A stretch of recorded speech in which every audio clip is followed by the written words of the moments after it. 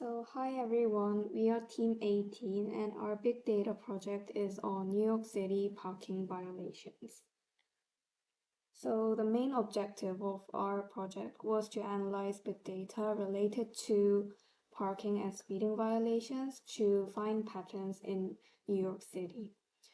The purpose of this analysis was to provide value by identifying enforcement hotspots so that we can optimize police enforcement. Also improve traffic flow by installing speed deterrents. And lastly, discover market opportunities, such as investing in deciding investors where to invest in parking lots or develop app developers in developing auto payment system related to parking payments. So we sourced that data from the 2023 New York City parking violation issuance. It covers all 5 boroughs of the New York City and covers the violation tickets issued in 2023.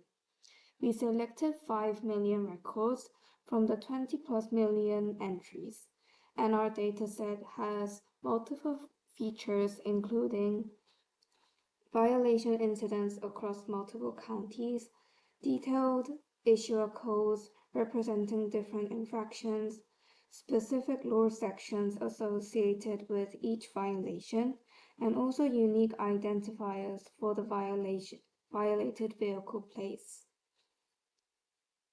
Now I'll pass on to Kevin. The data wrangling part, we had 20 million records. We decided to use 1/4 of the whole data set due to our DS execution time and latency. The data had about 16,000 or more issuers. These could be policemen or TEAs that handed tickets across 95 violation codes and 81 law sections that were violated total. We had unique vehicle plates of about 2 million and another large number of blank in the plates ID column. We cleaned the data first by standardizing the column names to avoid a confusion in the SQL queries so that the keywords could be eliminated. And also we took out 13 columns that had extremely large number of nulls and blanks. For our data flow, we imported the data into Amazon S3. We used PySpark to clean it, and we uploaded it to S3, which we then used RDS to divide the whole table into 5 different tables that had a relationship, which is the EMR, and we uploaded the data to S3 using Scoop. And finally, to analyze the data and draw some insights out of it, we use PySpark. So the AI model we had in the RDS, we have 5 tables. One is issue, plate, issuer, law session, and violation. And the relationship among these 5 tables is 1 to many with the issue table. So for example, if we want to know the plate ID and the vehicle's brand and vehicle's type, we could just use the relationship between the plate and the issue table. After that, we do the analysis. The first thing about our model-free insights from the data is the high-frequency violation areas. We can see from our data, the Queens County and the Kings County, some of the street has the highest frequency of violation. So from this, we can have like 3 suggestions. First is the government should probably allocate more people, more issuers to address the traffic problem.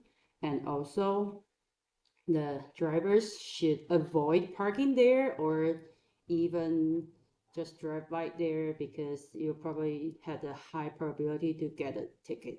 at that area.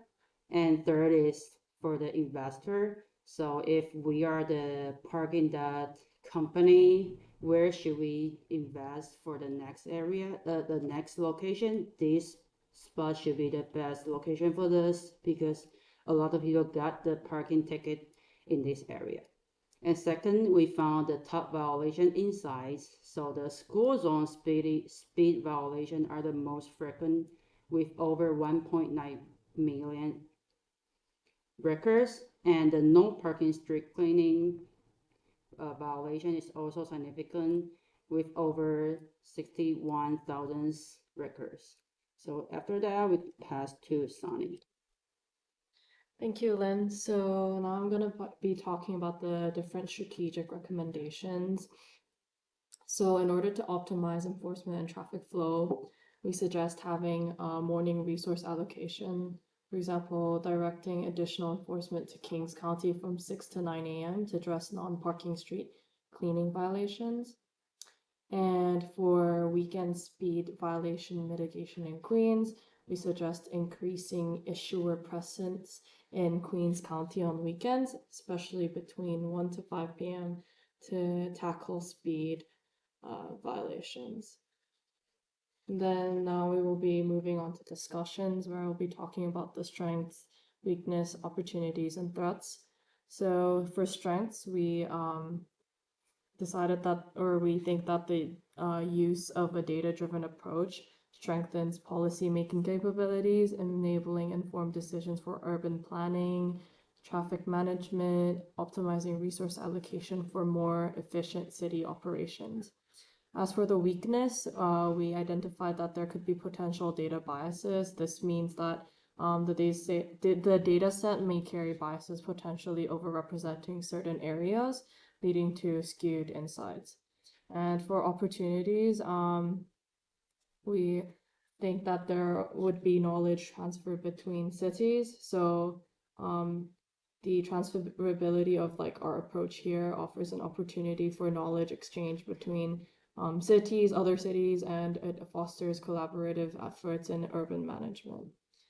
As for the threats, finally, we identified that historical data limitations and behavioral changes might be an issue. So shifts in public behavior may impact the effectiveness of policies derived from the historical data, posing as a threat to the city's management strategies. So that is it for our presentation. Thank you for watching. If you have any questions, please let us know.